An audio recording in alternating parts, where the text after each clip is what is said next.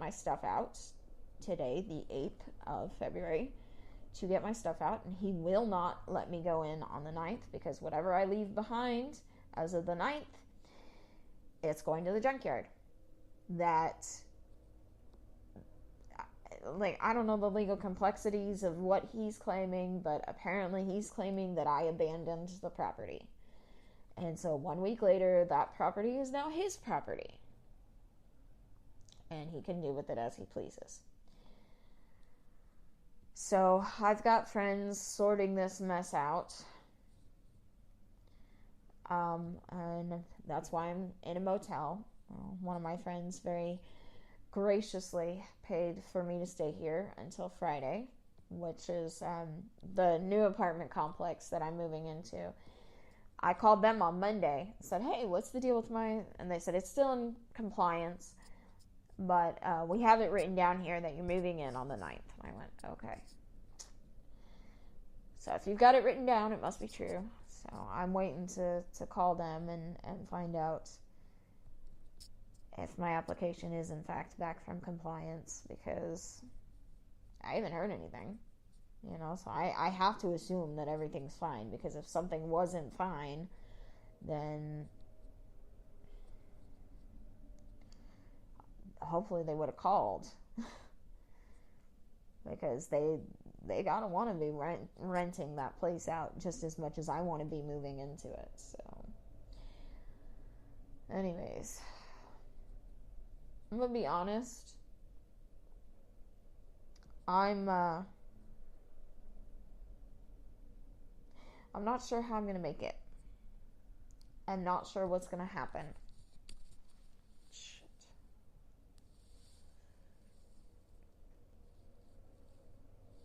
I'm not sure what's going to happen. I'm not sure how this is all going to come together. I don't know. I don't know, you guys. But, you know, I talk about practical positivity, or I have talked about practical positivity. Being positive in a practical way, which is, you know, saying, yeah, this is shit.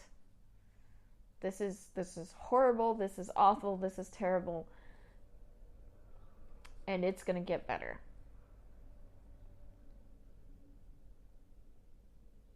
And here's how. Or here's what I can do to make it better. I don't have to know how it's all actually going to play out. But I know that it's going to get better. So...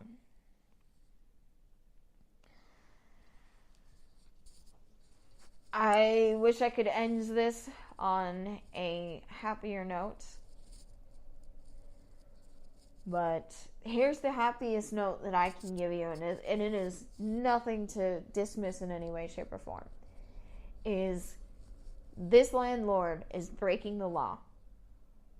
And the law doesn't know that he's breaking it. I don't know how this is going to end. I was happy to leave that place. One of my coworkers lives at this apartment complex. I think I mentioned that. And she was telling me, yeah, we're right next to the zoo, and sometimes you can hear the lion roar. And I'm going, yes, because when I get my kid back, not if, but when I get my kid back, he will love that. He will love that. Maybe I can get, you know, like all access passes, you know, like not day passes, but, you know, like it's a membership sort of thing where you like annual membership and you can go as much as you want to the zoo. Maybe I can make that happen and we can go to the zoo. And next to the zoo is a little like lake with ducks and fish and geese, and oh, those geese are insane.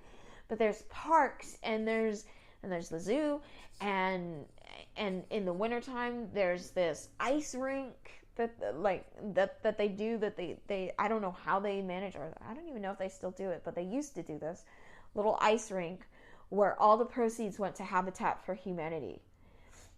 And I mean, it's close to this apartment complex I'm going to move into. And so I'm excited for that. But in the middle of this situation where I had nowhere to go,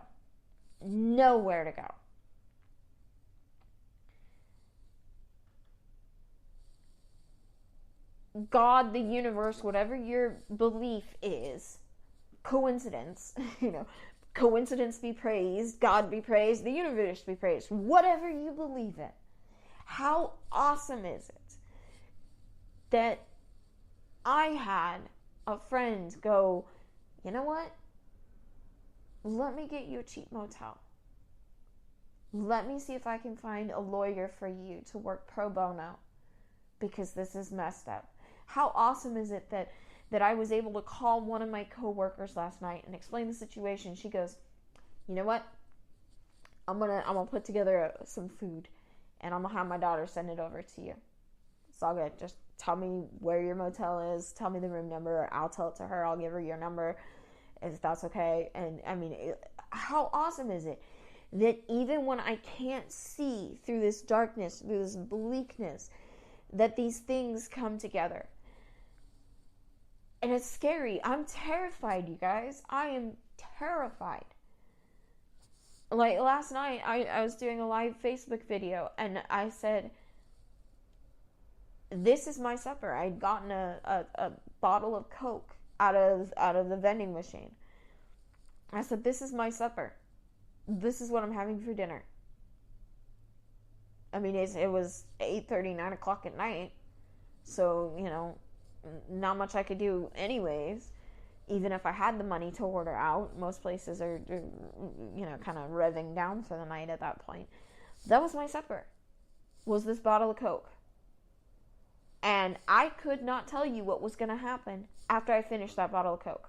I still don't know what's going to happen today, other than I'm going to make some phone calls. I'm going to figure this out.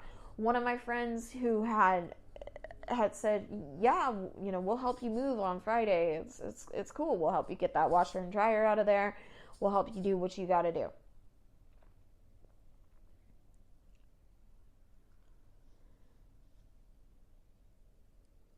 How awesome is it that when I told her what happened, she says, you know what? We'll help you get what you can out of that house tomorrow. And if your new place says that you still can't move in until Friday, we'll hold it overnight. We can't hold it that much longer, but we'll hold it for you overnight. How great is it? So, you know what? This is a horrible situation, and I'm scared out of my mind.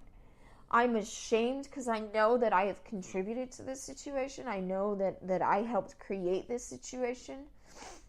I'm mad at myself, and I'm scared because I don't know what's going to happen next. But by that same token, at least I had a warm place to sleep. At least I have friends who go, you know what? You deserve better. And I'm going to help you find it. How great is it that I'm going to get everything that I leave behind, my dad is going to help me replace. How great is that? I get this fresh start next to a zoo, of all places. So, you know what? It looks bleak. And it is bleak. But there's a lot of good in the bleakness. That's what it means to be positive. I'm not pretending like everything's okay. I don't want to sit here and pretend like everything's okay, because it's not. I'm scared. I'm sad. I'm angry. I'm shaking. Even now, as I'm in a nice room, in a nice warm room, and I'm hungry. Everything is going to work out. And if I stop believing that it's going to work out, or if I question whether or not it is possible for it to work out, it's not going to work out. So that's not necessarily all I have to say about that, but that's all I'm going to say for right now. So like I said, I'm not really sure how often I'm going to be doing these shows from now on, but I know it's not going to be once a month uploads, because that's just not working, you guys. So if you'd like to contact me on social media, the username to look for is PurpleBecca923. That's PurpleBecca 923. That is my username on Facebook, Instagram, Twitter, and Snapchat. And with regards to Instagram, Twitter, and Snapchat, I always follow back, unless and until you send me something inappropriate, in which case I will deal with it. You will be deleted, you might be blocked, you may be reported, depending on how inappropriate. I think the only people I've ever reported were the ones who send me dick pics. But anyways, fair warning. My email address is purplebubblespace@gmail.com. That's all one word, all spelled out, purplebubblespace@gmail.com. Hopefully I will be changing that soon. The website is purplebubblespace.simdiff.com. Again, hopefully that'll be changing soon as well. But until next time, remember to go out there and create what you deserve. Believe you deserve it. Create it. And then you can fly with the penguins. So toodle-doodle-doo.